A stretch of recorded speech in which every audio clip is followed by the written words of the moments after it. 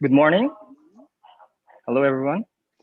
Welcome to today's webinar entitled Exploring Justice, Equity, Diversity, and Inclusion, JEDI Issues in Conservation. I am your host, Patrick James Penales, an instructor at the Department of Biology, University of the Philippines, Baguio, and the current member of the College of Science Lecture Series Committee. I'm sure you can't wait for our wonderful guest speaker for today and her interesting topic. But before we begin, there are some few netiquette reminders for the webinar.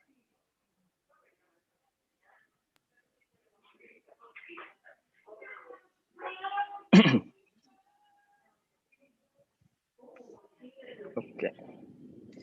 So for this webinar,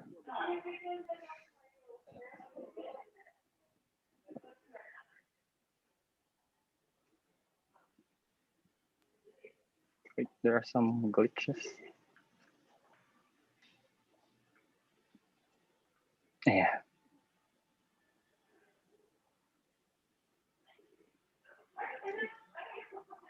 Okay. So there are a few netiquette reminders for this webinar. Number one is limit distraction. You can make it easier to focus on the webinar by turning off notification, closing or minimizing some running apps, and muting your smartphone. Avoid multitasking. You'll retain the discussion much better if you refrain from replying to emails or text messages during the webinar. You must mute your microphone to help keep the background noise to a minimum. Be mindful of your background noise. Number two, remember, be respectful. Remember, your written words are read by real people, all deserving of respectful communication. No name calling, cursing, or expressing of deliberately offensive opinions. Number three, remember, be patient. Electronic communication takes time to read and time to which to respond. And lastly, you may put your questions in the Q&A tab of the webinar. The panelists will take note of it so that your concern will be addressed in an orderly way. And with that out of the way, to acquaint you with the speaker for this webinar, let me introduce you to our current Vice Chancellor for Academic Affairs here in the University of the Philippines, Baguio, and the current faculty member of the Department of Biology, none other than Professor Rosemary M. Gutierrez. Thank you very much, Mr. Penales. Good morning, everyone, or good evening to those residing in the other parts of the world. Welcome once again to another College of Science lecture series organized by the Lecture Series Committee of our College of Science here at the University of the Philippines, Baguio. The SET committee regularly invites friends, colleagues, former students, or alumni to share with us relevant topics and issues to keep us updated with different fields of interest in the natural sciences and mathematics. Our webinar speaker for this morning is a graduate of the BS Biology program of the University of the Philippines, Baguio. I am very proud to say that she was a former student of mine in microbiology and is a former thesis advisee during her undergraduate years here at UP Baguio. She was also a DOST SEI scholar while enrolled here at the BS Biology program of the university. After graduating from UPB, she took up her MS degree in biology with microbiology as her area of specialization at the University of the Philippines, Diliman. In 2014, she moved to the United States to study again and take up a second MS degree, MS in Natural Resources and Environment, with Conservation Ecology as her area of specialization at the University of Michigan School of Environment and Sustainability.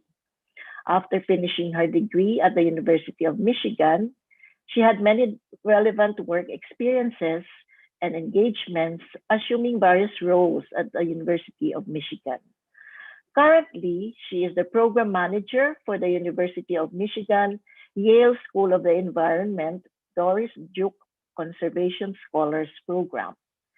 In her talk, she will start by giving an overview of the undergraduate diversity pipeline program in conservation that she currently manages. She will discuss the importance of diversifying the field of environmental conservation and will explore justice issues in this field using examples from the various parts of the world, including the Philippines.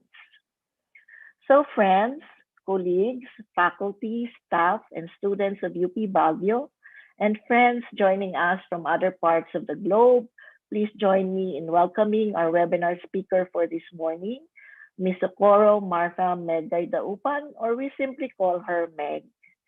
Meg, the camera is now yours.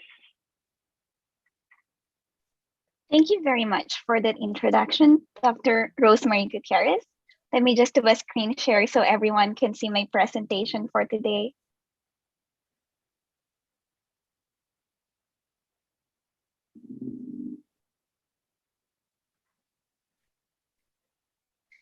Gawis Ayago, magandang umaga. Good morning to everyone, and good evening to those who are residing in the Eastern Time Zone. It is my pleasure to give this talk today on a topic that has become central to my career aspiration: justice, equity, diversity, and inclusion in the field of environmental conservation. As Dr. Rosemary Gutierrez mentioned, I currently manage a diversity pipeline program in conservation that used to be housed at the University of Michigan School for Environment and Sustainability. It is now at Yale School of the Environment. And this program, called the Doris Duke Conservation Scholars Program, has the main goal of increasing the representation of underrepresented groups in the conservation workforce. Our program director, Dr. Dorcita Taylor, is a prominent environmental justice scholar and advocate who has done tremendous research and work on diversifying the environmental and conservation fields in the United States. The reason I'm sharing about this program to you is because it is my current role and working alongside Dr. Taylor and the rest of her staff that greatly influenced my interest on this topic that I will be talking about today. So what we do basically in this program is that we recruit talents from across the United States and select from undergraduate students from mostly historically underrepresented groups, train them over the summer, and provide them the necessary support and training needed to be competitive in the current workforce.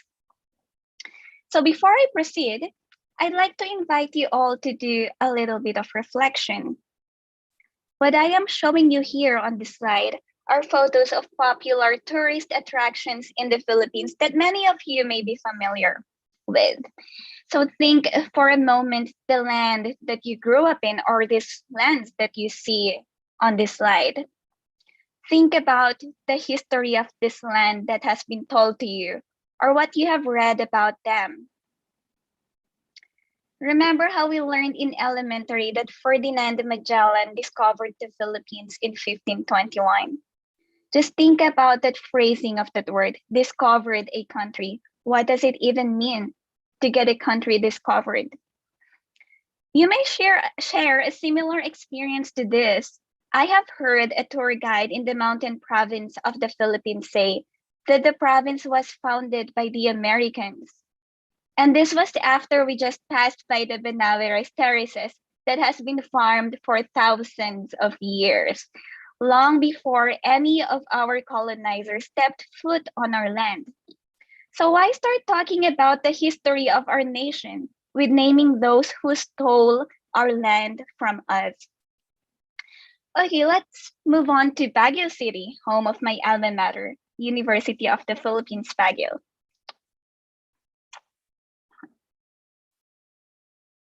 Right. Here are some words that I saw after doing a quick Google search trying to learn about the history of Baguio City. Look at the highlighted words here. It was designed by the American architect. It was established as a hill station by the United States, originated as a hill outpost by the Americans. How many times has the word Americans or United States been mentioned? It is very important to recognize how much of our written history has been whitewashed. There is very little recognition of the indigenous communities that have been stewards of our resources for generations.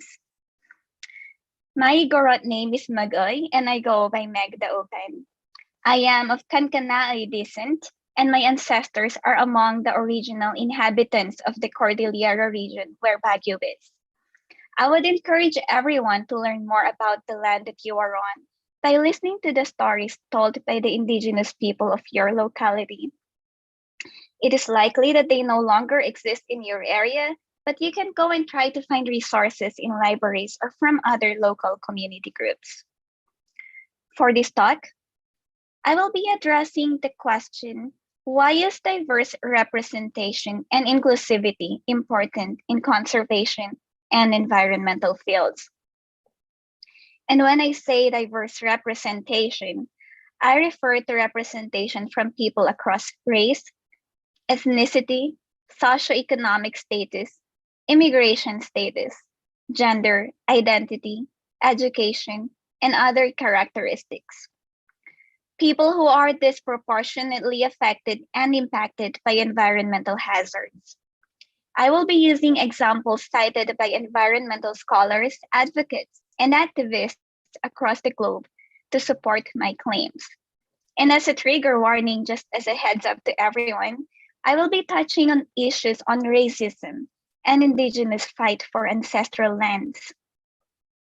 The three main points that I will be highlighting as reasons why we need diverse representation and inclusion, not only in the environmental sector, but across all sectors, are the following. First is to convey our stories accurately and to correct misrepresentations. Second is to bring in diverse ideas and perspectives to ensure the design of inclusive environmental solutions. And third is to develop equitable climate and environmental policies. So, going over my first point, to convey our stories accurately and correct misrepresentation. No one else can tell a better story and more accurate story of a land than those owned by it. If we are not represented, our stories will be forgotten. As I mentioned earlier, a lot of written history has been whitewashed. Indigenous populations have been tagged as savages. And why is this? Because of their simple way of life, how they dress, and how they hunt. But hunting for indigenous and many forest communities in many areas of the world is primarily for subsistence, as a food source and a way to balance animal populations. In contrast, international wildlife traffickers have led to the decline and extinction of several wildlife species. Widespread poaching contributed to a dramatic decline of elephant population in Tanzania, for example, from about 316,000 in 1979 to 43,521 in 2015. This is a drop of about 86% in a span of 36 years. And globally, the African elephant population is now estimated to be less than 500,000 compared to nearly 1.3 million in the 1970s. Black and white rhinoceros, two other wildlife species that are extensively poached, are also seeing dramatic decline in their population. Their population dropped by 97.6% since 1960. Believe it or not, the rhino horn is highly priced at roughly $1,700 to $2,840 US per ounce. This is more than the price of gold. And because of this high profit from rhino horns that are believed without any scientific evidence to be of medicinal value, many poor communities in African and Asian countries are driven to poach these animals and participate in international illegal trade. Therefore, researchers have argued the need for incentives and capacity building for local communities to conserve wildlife. And this is a very complex problem. While the media focuses heavily on the local communities that are participating in the illegal wildlife trade, mainly driven by poverty, we must not forget about the large industries behind all this that are benefiting the most. Those that are taking advantages of the underserved communities to grow their wealth even more. Now let me go back to indigenous peoples and accurate representation. I wanted to share this quote with you from Braiding Sweetgrass, written by Robin Wald Kimmerer of the Potawatomi Nation, an indigenous group in the United States.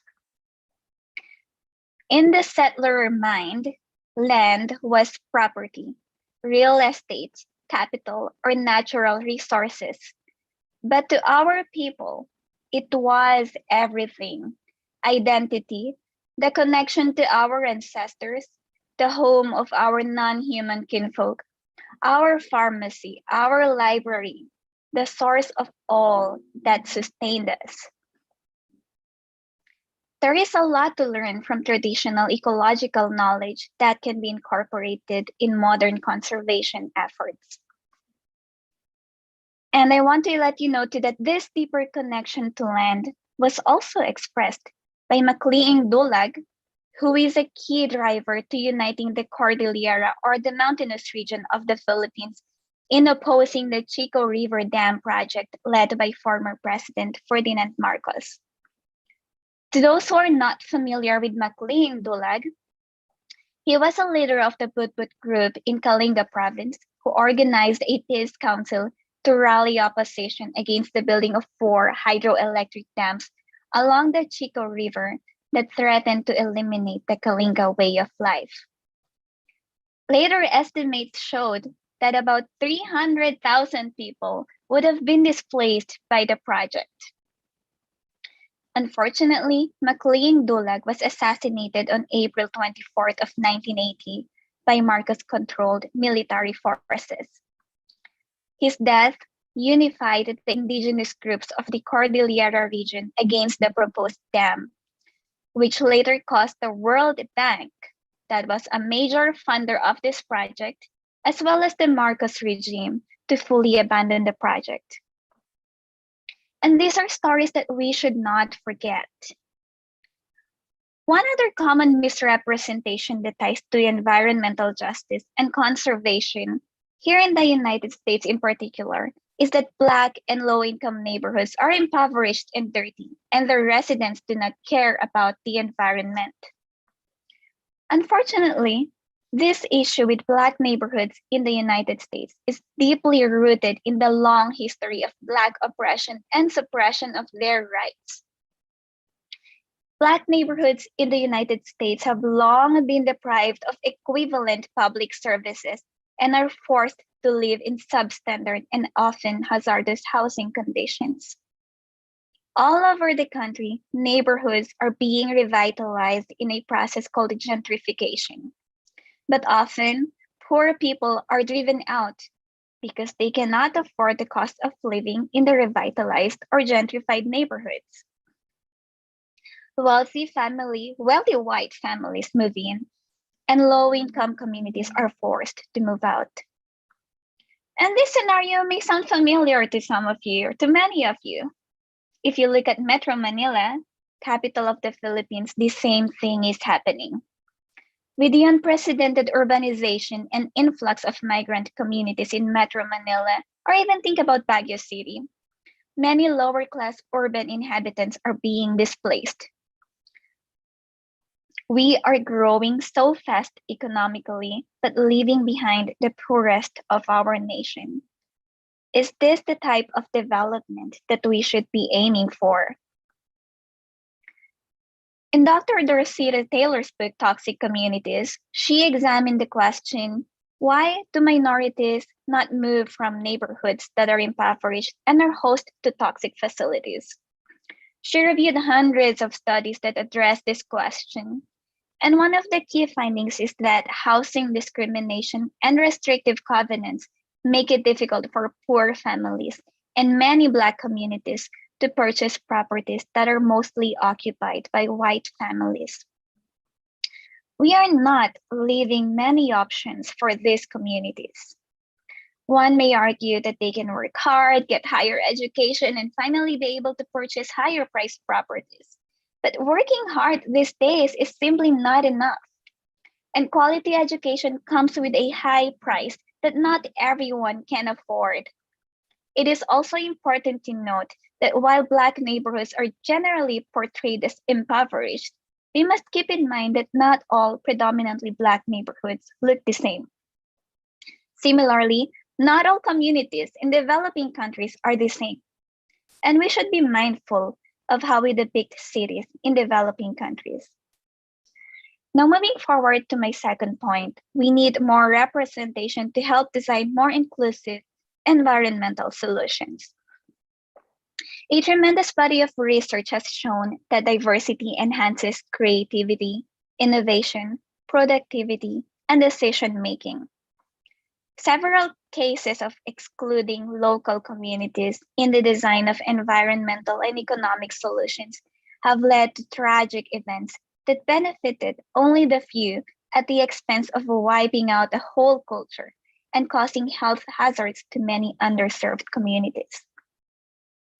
Boracay is a very famous beach spot in the Philippines, known for its pristine white sand beaches. Tourists call this paradise. But little do many people know that the creation of this so-called paradise is also the destruction of the home of the Ati community, one of the first inhabitants of the island in the Philippines. The Ati are now squatters to their own land. Going back to my first point on accurate representation, many ousted indigenous communities in the Philippines are seen as squatters or impoverished. The Ati and their ancestors used to live peacefully in the mountains of Boracay. They are mainly hunters and gatherers, and they fished for food. One other threat to ancestral land is the mining industry that is mostly operated by large multinational corporations. How many of you, to those living in the Philippines, have heard of the struggles of the Lumad and their fight to defend their ancestral lands against large mining corporations and militarization? It is unfortunate that the Lumad and environmental activists in the Philippines are tagged as terrorists again. This is why we need diverse representation in every sector to get our voices and our stories heard and to correct all these misrepresentations. The word Lumad is a Cebuano term that literally means indigenous. As a background information, there are over 170 spoken languages in the Philippines, and Cebuano is one of the most widely spoken. The Lumad comprises of 18 ethno-linguistic groups in Mindanao, the southernmost region of the Philippines. This coalition forming the Lumad was born in 1986 out of a political awakening from the terror set forth by the martial law regime of former President Marcos. For decades, the Lumad has been a target of harassment and violence by the military forces and large mining and other private corporations because of the estimated $840 billion worth of mineral resources in the region. More than 50% of the Philippine military have been deployed to the Mindanao region, and today, many of the Lumad who lost their land are crowded into small spaces, evacuation centers that lack sanitary conditions. A friend of mine asked me while I was a student at the University of Michigan, why doesn't the Philippine government just free Mindanao, just give them their freedom? This question really got me thinking. It made me realize that in our present time, where there is war, there is an abundance of natural resources. Mindanao is home to half of the country's mineral wealth. Worldwide, it ranks 4th in copper, 3rd in gold, 5th in nickel, and 6th in chromite in terms of mineral abundance. Despite the region's wealth, its people, though, are among the poorest in the country. While the LUMED have been promoting cultural and human rights education to their children, their schools are being attacked by paramilitary groups that work for the advancement of mining, logging, and coal operation companies. In 2019 alone, at least 50 LUMED schools have shut down. How many more of our indigenous communities are we going to sacrifice to protect and support the growing demands of the wealthy few? And this is not an isolated case. In early 1980s, BHP, or Broken Hill Proprietary, a multinational mining company headquartered in Australia, began the construction of JEDI mine in the western province of Papua New Guinea. And they did this without consulting the indigenous Yongom communities living downstream of the JEDI mine. By the early 1990s, the Yongom people noticed the changes in the JEDI River, which they used to fish for subsistence. You can see it in the photo here. Fish stocks have fallen by 70 to 90%. Turtles and other animals have migrated, and more than 1,000 kilometers of vegetation have died. And this photo shows the polluted JEDI River as a result of the mining operation. A lawsuit was filed against the mining company in the Supreme Court of Victoria in Australia in 1994, and the case was settled out of court for $28.6 million in 1997. This may seem like a big amount, but despite the compensation, the people living along the JEDI River are still finding it difficult to feed their families and to regain the vegetation and culture that has been lost. In addition, the company continued to pollute the river that led to another court case. Recently, the JEDI mine is operated by the Papua New Guinea government. It is approved to continually operate as a producer of copper, gold, and silver through 2025. This JEDI mine case is widely studied by anthropologists and another faculty at the University of Michigan, Stuart Kirsch. And just to highlight the importance of voicing our concerns and scaling it up, let me read to you this quote I took from Professor Kirsch's book, Mining Capitalism. By scaling up their opposition from the local to the global, the campaign was able to exert significant pressure on one of Australia's largest corporations. So if your local government won't listen to you, go national. If the country won't listen to you, go global. Because at some point, somewhere in time, someone will listen. Because a lot of these issues we are facing are shared by many others across the globe. Okay, so on the bright side of things, several studies have shown that engaging local communities in the management and protection of natural resources not only benefit the environment, but also the community members living there. My graduate advisor at the University of Michigan, Professor Aaron Agrawal, has published several works on the livelihood and well-being impacts of community forestry. In a study that I conducted in 2015 in the Visayas region of the Philippines, I found that local community capacity building, science literacy training, and guidance in the legal framework for land tenure agreements are crucial to the successful implementation of community-based forest management projects. I spent the summer of 2015 with fisher-folk communities in the provinces of Iloilo and Guimaras. These are two provinces in the Visayas region of the country. I listened to the Pedada fisher-folk members as they toured me around their mangrove community and taught me the scientific names of the common mangroves in their area. Majority of the fisher-folk communities did not obtain a college degree, but they are very eager to learn about the science behind mangrove forests. I heard about their local policies on harvesting that is based on scientific principles of conservation. For instance, they will alternate areas that are open or closed for shell harvesting to allow for population regeneration. They also limit the harvest of younger shells for similar reason. Let the younger shells grow and repopulate. We do not want to deplete the resources. With the help of conservation organizations, they are able to apply to the Community-Based Forest Management Agreement, or called CBFMA, that granted them management rights of a few hectares of mangrove forest for 25 years. Applying for this agreement is overly bureaucratic, and it took them 10 years before this got approved. And this is also why it is important to get guidance from environmental and local institutions.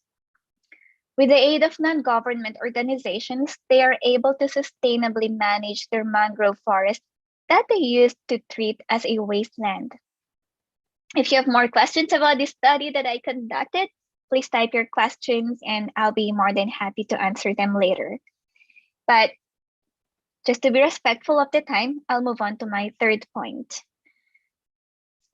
My final point on the importance of diversity and inclusion in conservation is to develop just and equitable policies.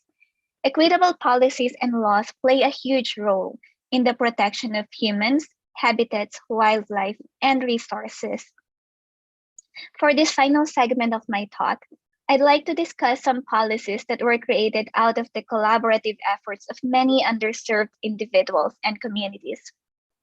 Equitable policies require that we first listen to the needs of the affected communities and to work collaboratively with them. The solutions and projects that result from such policies should also benefit these same communities. In our society, policies are such a powerful tool that can either eliminate a culture or be a defining moment in transforming the lives of many people for the better. In October 1991, at the first National People of Color Environmental Leadership in Washington, D.C., United States, the 17 Principles of Environmental Justice was drafted and adopted. These principles call out the need to build a just and inclusive environment. 3 years later, in 1994, an executive order, EO 12898, was signed by former US President Bill Clinton, charging all federal agencies to address the disproportionately high and adverse human and environmental health impacts on minority and low-income communities. Dr. Bunyan Bryant, Professor Emeritus of the University of Michigan and the first African-American member of the School for Environment and Sustainability, refers to environmental justice to those cultural norms and values, rules, regulations, behaviors, policies, and decisions to support sustainable communities where people can interact with confidence that their environment is safe, nurturing, and protective. Everyone deserves to be protected from pollution and to have access to clean air, water, and land. This should not be restricted only to those who can afford to live in the cleanest and safest neighborhoods. In the Philippines, a defining document for the protection of indigenous people's rights was signed as the Republic Act number 8371 in 1997. It is a legislation that recognizes and promotes all the rights of the indigenous peoples of the Philippines that comprises between 10 to 20% of its total population. It's possibly one of the most progressive acts for the protection of indigenous peoples across the globe. The National Commission on Indigenous Peoples, or NCIP, is the governing agency that is responsible for the enactment of this legislation. If you recall my mention earlier about the Ati community in Boracay, indigenous peoples of the Boracay Island, here is some bit of a good news with a blend of not too good news. In 2010, the NCIP awarded a certificate of ancestral domain title to the Ati community. This entitled the Ati community to land ownership of parcels of Boracay, a big step. However, it was only 2.1 hectares, less than 1% of Boracay Island, that was granted to them. And this process took more than a decade to get approved. and was followed by court hearings after migrant land claimants challenged the Atis rights with lawsuits. However, in 2019, the Ati tribe won the case before the Supreme Court. The Ati were granted an additional 3.2 hectares of land in Boracay in November 2018. Globally, we are witnessing stronger and broader efforts for the push for sustainable development. The United Nations Conference on Sustainable Development, also called Rio 2012 or Earth Summit, has brought together leaders across sectors, government, businesses, and non-government organizations from the 192 United Nations member states at the time to agree on a range of measures and goals towards sustainable development. And one of the major outcomes of this conference in 2012 was the treaty known as the United Nations Framework Convention on Climate Change, or the UNFCCC, which governs the Paris Agreement that many of you may have heard of or even participated in. It's a legally binding international treaty on climate change that was adopted in 2015 and entered into force in 2016. Here is a Venn diagram showing that sustainable development goes beyond focusing on environmental and economic factors, but also equally considers the importance of social factors. What happens if we take away the social component? We will be left with a viable environment, but one that is not equitable. And based on the stories I shared with you earlier, we know what happens when we are being inequitable. For most of our history, development by the most powerful groups have been focused on the economic aspect. We cannot take away the human component and the connectedness to nature in building a sustainable future. I wanted to take you back again to this slide and ask you to reflect and ask you, what would you do as future environmental conservationists, landscape architects, community leaders, or current voters, students, educators to contribute to the sustainable development of your locality or your favorite tourist spots? To wrap up and summarize my thoughts, diverse representation and inclusivity are important not only in conservation and environmental fields, but also in every other fields and sectors of our society because of the following. First, we need to accurately convey our stories and correct misrepresentations. Indigenous communities are not savages. They are adapting to the modern way of life while staying connected to the culture that sustained them for thousands of years. Many low-income and Black neighborhoods are impoverished and dirty not because the people do not care about the environment, but because the institutions make it difficult for certain communities to thrive in a safe and clean environment. It is also important to note that not all Black neighborhoods and not all places in developing countries are the same. Lastly, environmental activists and indigenous communities that fight for justice and their rights to ancestral lands are not terrorists. Second, we need to hear diverse perspectives and ideas to create inclusive solutions. Community-based environmental projects are powerful because the communities living near the protected areas are the ones that can best sustain the protection of those areas. Third, we need to stay represented because we want to make sure that the local, national, and international policies and treaties will benefit our communities too. We need to challenge unjust and inequitable policies, and together we can make a difference. We, the underserved, whose voices are often muted, we, descendants of the indigenous peoples and other minority groups that fought for our freedom and rights, and we from across the globe who are silenced, we need to work together. But the question is, who are we up against in this fight for sustainable development and environmental justice? And when you attempt to answer this question, please make sure that before you point out to somebody else, start with yourself. You may want to challenge some of your misconstrued beliefs about people of color, poor neighborhoods, or indigenous peoples. Together, we, the underserved, oppressed, are the majority, and we can win this battle if we work together and let our voices be heard. Thank you very much for listening to my talk. Again, my name is Magda Opan, and my Igorot name is Magay. Thank you very much.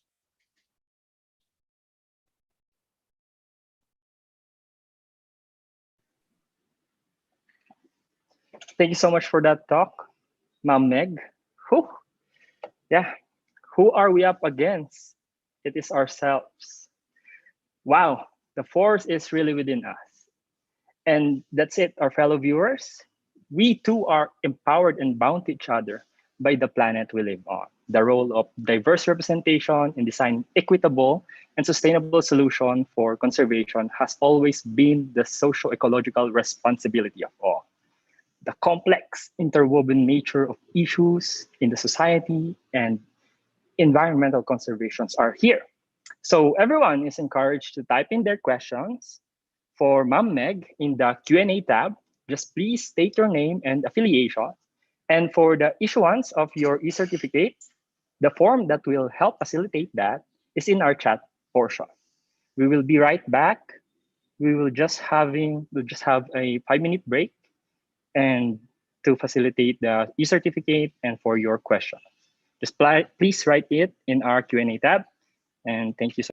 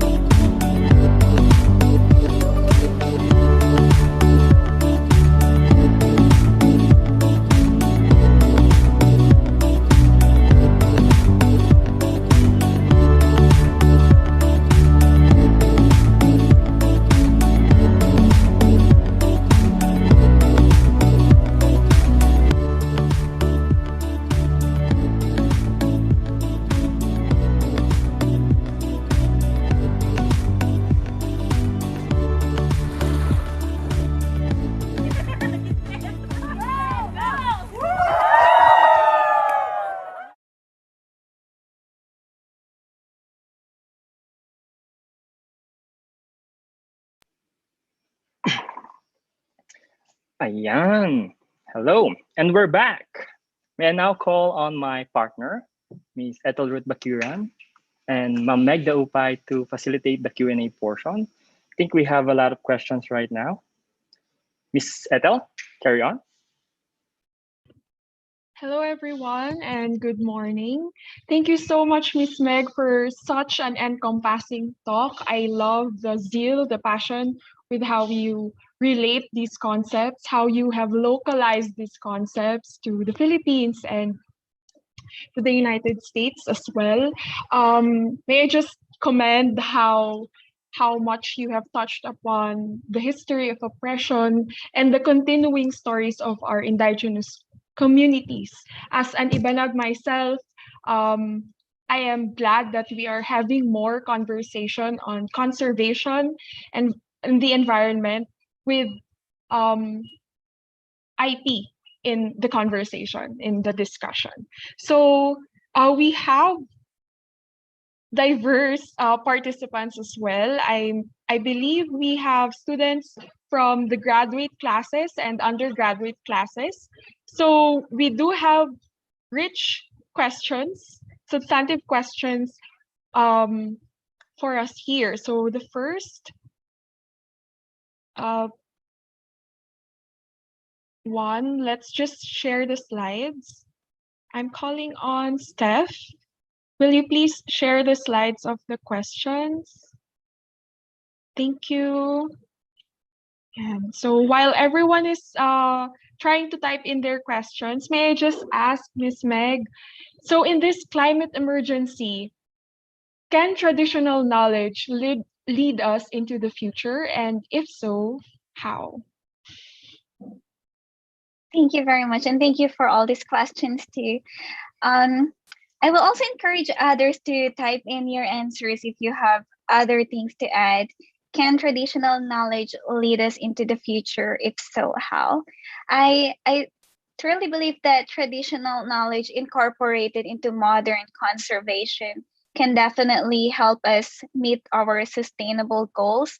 Just reading from what traditional knowledge means and how sustainable a lot of these are, and how they really put importance on the connection of people and nature, rather than people is separate from nature and we can just continually deplete the resources.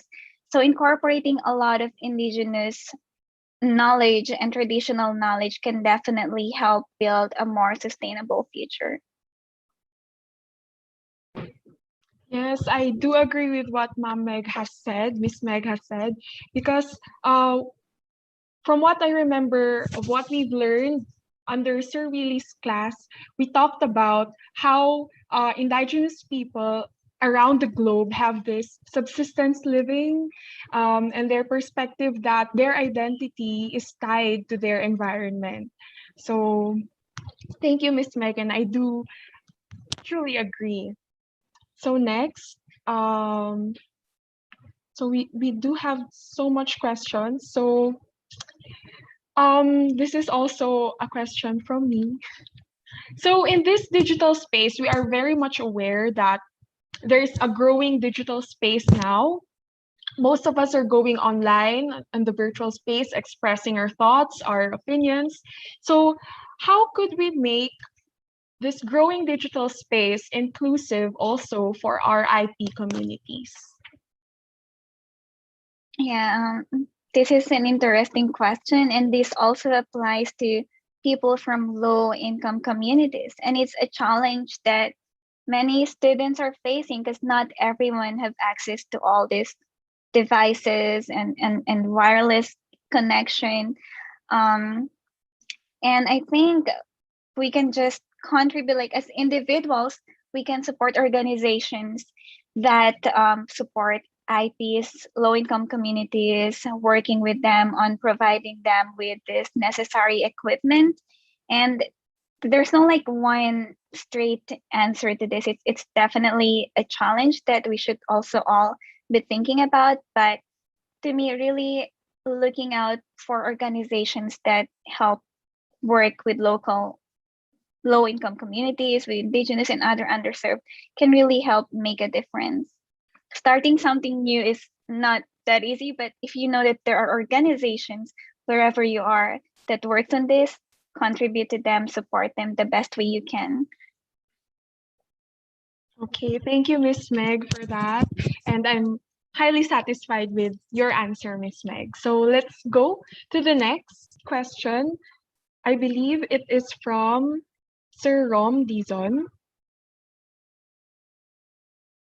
So this is from Sir Rom Dizon, Miss Meg. If we want to elevate an issue to the global arena, is it enough to use social media platforms, or should we go to international institutions instead? Yes, and this question connects to the earlier question too, about who actually have access to these online platforms.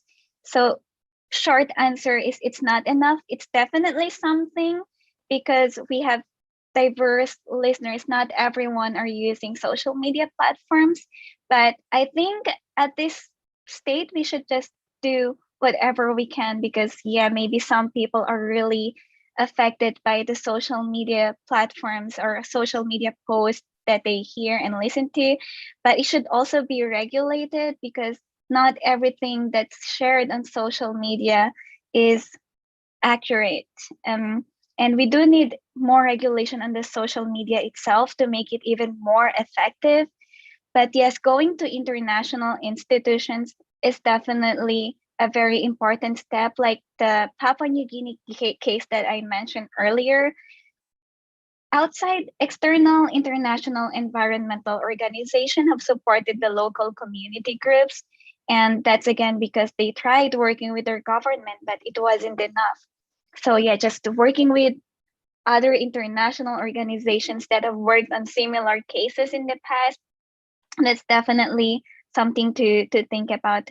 But again, I don't want to discredit the social media, because with how booming social media is too, it's an interesting platform and can also be very useful. We just have to utilize as much resources as we can to elevate these issues. I agree po. It is a tool that has to be used responsibly.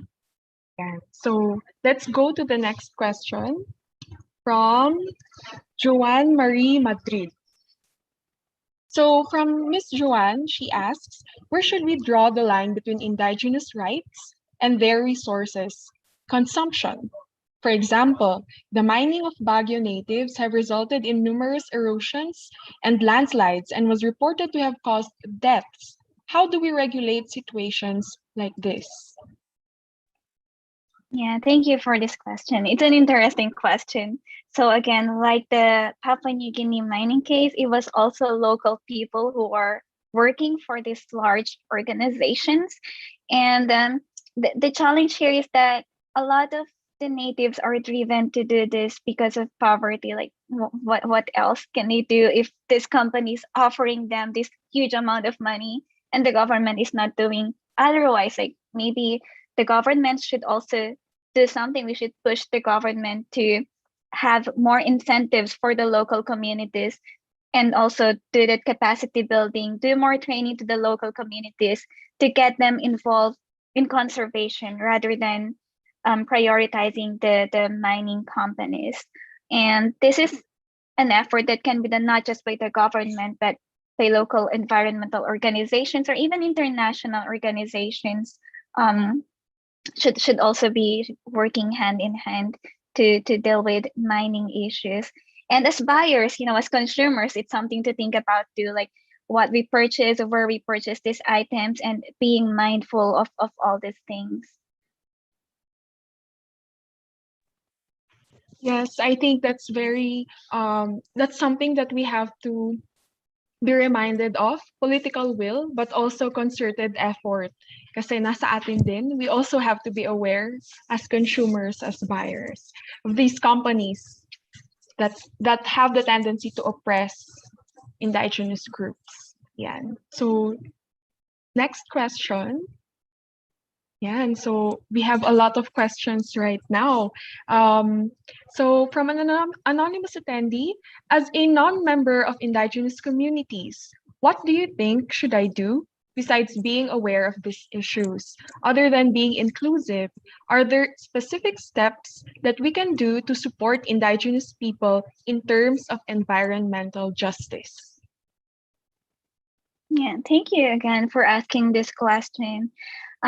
This is similar to me. I am not Black in the United States, but I work with diverse group of people, and I also make the effort to learn more about the issues faced here.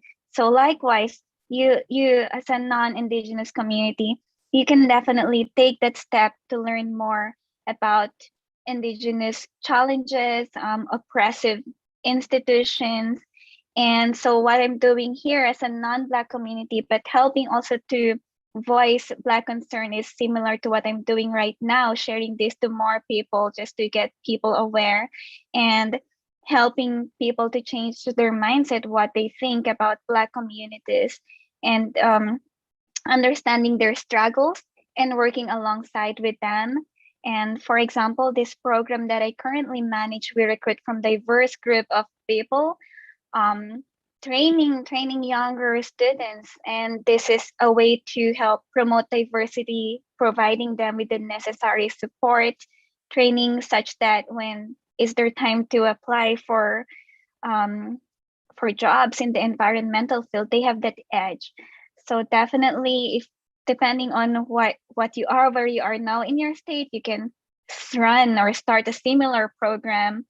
Or if you're a student at the University of the Philippines, Baguio, there's this program called Program for Indigenous Culture. At least when I was a student there, and try to join them, support them, participate, and listen. Definitely listen to what the people are saying. It's easy to just talk and share how you feel and all that, but do you make an effort to also listen to these communities? Yeah, so we do have to immerse ourselves uh, within these groups to be able to understand what they are trying to voice out as well. And yes, I agreed with Mom Meg. We have to make it conversational because conversation is very much important, especially now in the digital space where you can chat and hit anyone up and talk about these. So thank you, Miss Meg.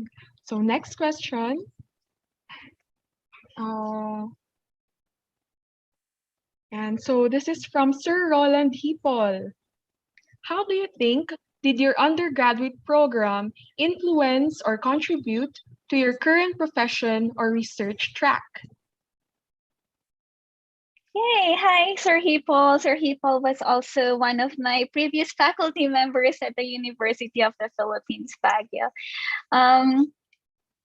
My Bachelor of Science degree in Biology in Baguio, it's, I learned a lot from attending the field work, just being immersed, like you said, in the culture. And I participated in the program for Indigenous culture, which helped me learn more about the culture that I did not grow up with. Um, it's nice to have that diverse programs at UP Baguio. That's something that I really appreciated about the program, and all the field works and field side. The training that I got from UP Baguio, it's definitely something that I've taken with me to entering my master's in microbiology program. And it's what inspired me to be a microbiologist in the Philippines by taking Professor Rosemary Gutierrez microbiology class. The faculty is really strong. We have a strong pool of faculty members that are really very inspiring, and they inspired me to just continue learning and going furthering my education, doing a master's in microbiology, and ultimately to natural resources and environment. It's definitely a big influence on my current track. Wow, thank you, Miss Meg. It's really good hearing this from you, an alumni. Um, A personal question, since you mentioned that you were not able to grow in your culture or experience your culture growing up, the same is true with me right now, Miss Meg, and there is this sort of imposter syndrome as well for me as an Ibanag, not having experienced the Ibanag culture growing up. So what are your possible advice or tips to be able to reconnect with our identity for everyone out there who is also like us or like me, that's trying to reconnect with my identity as an Ibanag? Yeah, start with the family. I really started wanting to learn more about Kankana language, and I reached out to my uncle in Sagada and just asking for resources and how I can learn more about this, and go to the provinces where your parents are from and immerse yourself in that culture. And I know it can be challenging. As an Igorot, I've also faced discrimination when I was a kid. Like being called Torogi, and then people started laughing at it and all that. And all this belief that Igorots have tails, and how Igorots are portrayed. And that can really make someone feel not so proud of their culture. But as I learned more about the beauty of the Igorot culture and indigenous culture in general, I felt more proud of being Igorot, and it's something that I want to continually learning. And again, if you're at the University of the Philippines, there's definitely programs for indigenous culture. Participate in those, learn the music, learn the culture, the dances, traditions, and the language too is very important. Thank you so much, Miss Meg. Okay, let's proceed to the next. I believe we have a lot more, a lot more questions coming up. Okay, so here's another question, Miss Meg. How should we solve environmental justice issues of indigenous people? Should it be more of a top-down approach, like politicians, government leaders making policies, or is there more power from it being bottom-up? Yeah, this is a good question. I guess doing both approaches work. It depends on where people are and meeting in between, like a top down and meeting the bottom up approach can definitely be a stronger, powerful. We cannot just wait for the policies from the top level to create some policies for us and wait until it reaches us before we act. Or we also didn't want for the local communities to start something and let the government reach it. Like we know a lot about these issues. There's a lot of research on this. So learn from other countries, learn from how others solved environmental justice issues or IP related issues or police brutality issues and every justice issues that we are facing, and definitely push for your government to act on it, and as a local to do something as an individual, as a member of your community. So I don't think it should either be top down or bottom up. I think it should be both, and just really working until we meet at the middle to continually fight against injustices.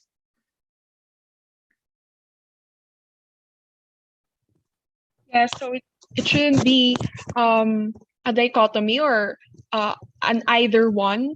It should be both. I do agree with Miss Meg's answer. So let's go to the next question. Yeah. So from our dean, our current dean, Ma'am Dimfna Javier, she says, thank you, Miss Meg, for the provocative insights. What do you think remains to be done more in the academe in order to make environmental conservation more inclusive and genuinely for underserved peoples, especially of IPs? I mean, could you give some concrete suggestions that could be taken? Thank you. Thank you, Ma'am Javier.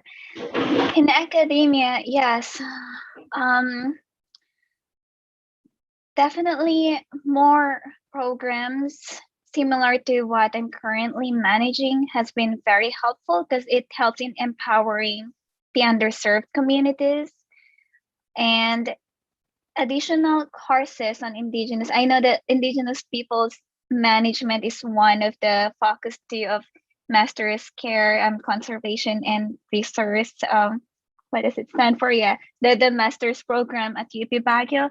Um, Adding more courses to on traditional ecological knowledge and even environmental justice, because there's a lot to learn from environmental justice and what other countries have been doing. And again, like I mentioned, developing more programs that are targeted to indigenous peoples and underserved communities and providing them training just to better attract talented underserved communities. Money is a very important thing. We cannot run this program that I manage without money. So definitely writing grants and finding ways to increase the monetary funding also to help support the IP communities. And we do have a lot that we still haven't really heard of much, like the IDA communities, like design programs to attract people from underserved groups, and definitely, like not focus on Western or modern conservation, but also teach about how we can incorporate traditional knowledge into modern conservation, just making those two together meet such that we can have more sustainable future. Thank you, Miss Meg. I'm sure since a lot of our, especially our VCAA is also here, Ma'am Rose, I'm sure they all took note of your suggestions. So for our next question, so we have a lot coming in. I think we have time for a few more. So for our 10th question, do you still believe that older people should be responsible in the policy making about climate change and conservation when they are not the one who are looking forward to that future? Shouldn't we elect leaders who are part of the generation that wants to create their own version of the future that they will live in? So interesting question. Yeah. Well, again, like I don't want to generalize. Just remember that not all older people are not thinking about the younger generations and how they will be in the future. But definitely that's why we need this diverse representation too. Even in the leadership sector, definitely elect younger leaders whom you think are willing to listen to the local communities, and definitely rethink about what the role of the government really should be, like who they should be listening to. And when you elect leaders, definitely think about that, like, is this someone who will be listening to our communities, or is this someone who will just be listening to the wealthy corporations and help protect the whatever the demands of the top few percent in the world? So yes, again, not all older people are the same, but we definitely need diverse representation too in every sectors. Yes po, I do agree. And of course, if we can try to remember or perhaps try to look at the concept on intergenerational equity. So basically it looks at this certain issue right here in this question. So I also agree with Miss Meg. We do need diverse representation even with the age part. Yeah. So let's have a few more. I think we still have time. Yeah. So there's a follow-up question from Dean Dimfna Javier. So is it possible to reconcile interests of multinational companies and IPs? If there have been any success stories in the local or international scene, could you kindly share one or two, Miss Meg? Hmm. Hmm. This is a tough question. Reconciling the interest of multinational companies and IPs. I think it will be a very challenging, just knowing how multinational companies operate. They will just keep on growing and growing and want to grow more. And while it is challenging, I still believe that it is possible, but it might take years or decades or really such a long time before we reach to this point, just because what's the goal of multinational companies and what's the goal of IPs? They're just a little not really it's something that's very difficult to balance. Like, this multinational company will want to grow its wealth and grow again and extract and figure out more resources to exclude because they need more money, and it's just that that's basically their nature. They have to keep growing and growing and extract and extract. And unfortunately, that's not in general what indigenous peoples need. We want a more sustainable, clean forest, clean air, clean water. And it will be challenging. And I don't have an answer as to how we can make things work. I know it will be very challenging for sure. And some examples of success. And I can see more success with the environmental, like large environmental organizations working with communities, and like supporting the livelihoods of local communities. There's this organization, international organization, that works with local communities in the Philippines to do some cleanup of the ocean, like clearing up the nets.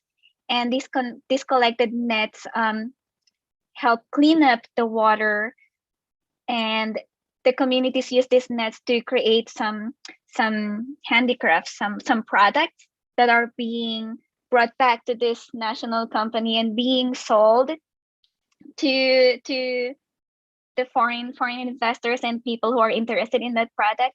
So I think similar to this model can work, but it's just possibly not something right now that multinational companies may be thinking of primarily. Like, cleanup of water, is that something really that they will be thinking about?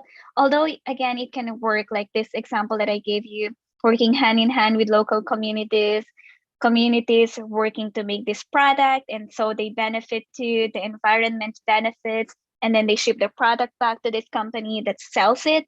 So it's like a win-win situation. The water gets cleaned up, the communities get some income from it, and this corporate or this organization also gets money from the final product. Yeah, so it can be challenging, but I'm sure it can work. And very optimistic. Ms. Meg's answer to Dean Dimfna's question is very much optimistic. And yes, I think green jobs should be more, there should be more avenues for green jobs, because like Miss Meg has said, there is this misalignment in the goals or the visions of IP communities and our multinational communities. And that's where the friction or the tension starts. Ayan. So for our next question, do we have, ayan. So our 12th question asks, in areas where protected areas or biodiversity hotspots overlap with lands owned by indigenous peoples, how can we balance environmental conservation and the IP's rights to their resources? Yeah, this is another challenge that's been happening too, because some protected areas will really restrict access to those resources. And so, like in Iloilo and Guimaras, my study area for community-based management forest agreement, I heard that some fisherfolk in one of my study sites were not really happy by this very restrictive rule set, because one of the areas is now being regarded as a protected area. And that's really a challenge, because the local communities want to still have access to these resources, like fish a little, they won't overfish, they won't cause a decline in the fish population. And so I think there should be some like it should not be heavily restricted. It should not be like a privatized space that restricts people from having access to it. It should be there should be some regulated access still to the local people. Because in one of the study sites that I visited, it was more of an open access to resources to communities, where communities manage this land, manage these resources. And again, this is where the people benefit, the environment benefits, and it worked, and it works. There's just this challenge with people thinking about privatization or restricting people is the best solution. There's that thought, whereas others believe that no, bringing communities in there, helping them manage is what can help build a more sustainable future. And I would think that bringing community members and providing them the necessary training is really a more powerful tool in protecting the resources, because again, like cutting that piece of people participating in the governance will lead to inequitability, and people will not be satisfied with it. So yeah, while others think that doing this restrictive way is the best solution, I think the other one would be a better solution, incorporating the people. So involvement is the key, yeah, to sustainably managing the area. Yeah, and so maybe we could have room for one or two more questions. Yeah. Oh, so this is just an opinion, a comment. So this is Raymart Ramos po of University of Baguio. In this rapid age of, it's a question. I'm sorry. I did not see the punctuation. Sorry. In this rapid age of development, how can we magnify the IP's representation in relation to environmental conservation, particularly here in the Cordillera? And so thank you so much, Mr. Raymart Ramos, for your question. Yeah, it's the same thing as scaling up the voices of the IPs. Reach out to your local organizations, local government offices, and see which part you can play in. And also, someone mentioned earlier about the use of social media, which is definitely something that people might also think about. Just be careful of the language that you use or resources that you cite, to make sure that they are from reputable sources, science-based sources. And what else? Yeah, reaching out to other environmental organizations in your area and working alongside with them. Yes, okay, so Mr. Raymart, you heard the tips. So supporting NGOs and IP communities and bringing awareness to the digital space. And so I believe we can have, ayan. So from Melanie Agram, so Miss Meg, what common ground do you think we can build on in order to encourage young people to pay attention to the environmental challenges faced by IP communities? Hello, Ma'am Mel. Ma'am Mel was one of my high school teachers at the Philippine Science High School. Yeah, what common ground we can build on to encourage young people to pay attention?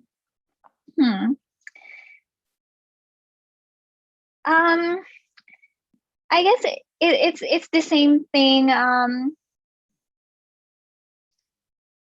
Doing more IP education, environmental justice education can encourage young people to pay attention to environmental challenges facing IP communities. And as educators, it is also our role to share about these challenges and be part of it, play a role, find our space in the challenges and building solutions toward this.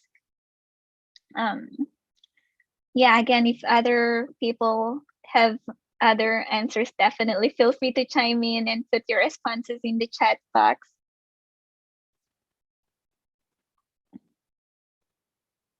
Yeah, and so thank you, Miss Meg, for that.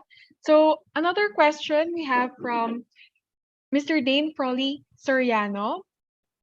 So, did you experience any degree or form of racism or injustice in your work in the US? And how did you overcome those particular obstacles, if there are any? Thank you, Sir Dane. Yeah, you know, as a woman of color, Asian, I've definitely faced racism too, injustice, and I just had to, you know, like find people who will listen to me because again, I'm not alone in this space. My current supervisor, Dr. Dorcita Taylor, has been fighting injustices longer than I have been, and yeah, it can be challenging, but find people who face similar experiences and work with them, finding that community group where you feel that you belong to, and just standing up for yourself. Like know that if you know that you are correct about a certain thing, even if many others do not believe in this, just go for it and be strong. And one of the faculty members at the University of Michigan told me that if your dean won't listen to you, then go to the graduate head. If not, then go to the university. And then that's an advice that I really took. And if there are some issues, I end up like raising them to the higher level of the university if I'm not heard by the lower level. So work with people who share similar experiences and just never give up. Just keep fighting, because you know that these are, if we give up now, then I don't know what my future would look like if I gave up. You just have to keep on fighting, find people who will listen to you. Thank you so much, Miss Meg. And yeah, so we all just have to be more assertive, and we have to have that grit to keep continuing the fight. So thank you so much, Miss Meg. And I believe this is the last question that we're going to entertain for this webinar. Please try to take note of your questions if there are any more, and we can email them to Miss Meg so that we can email back her answers to you. Yan. So thank you so much for your participation. It has really been such a rich discussion. Thank you po. Thank you too.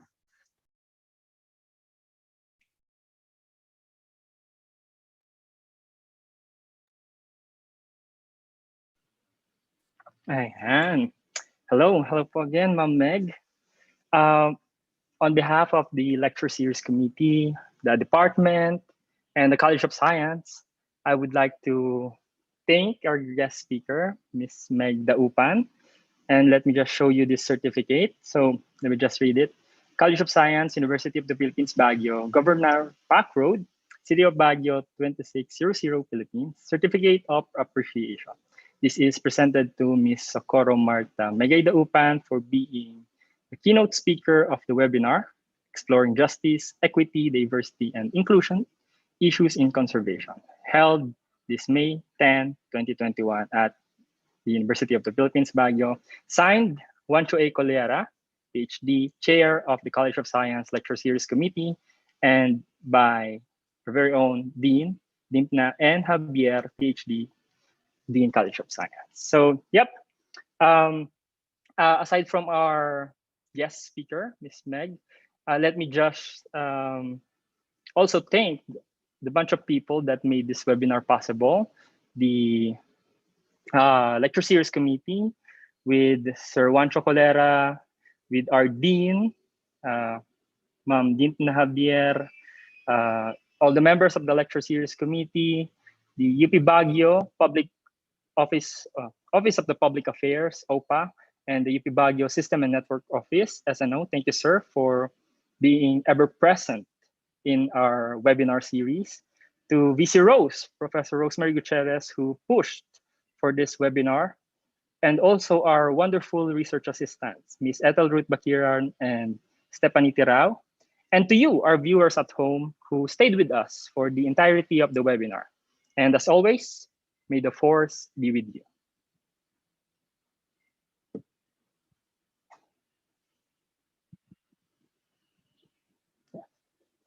Yes, sir. We can end the webinar now.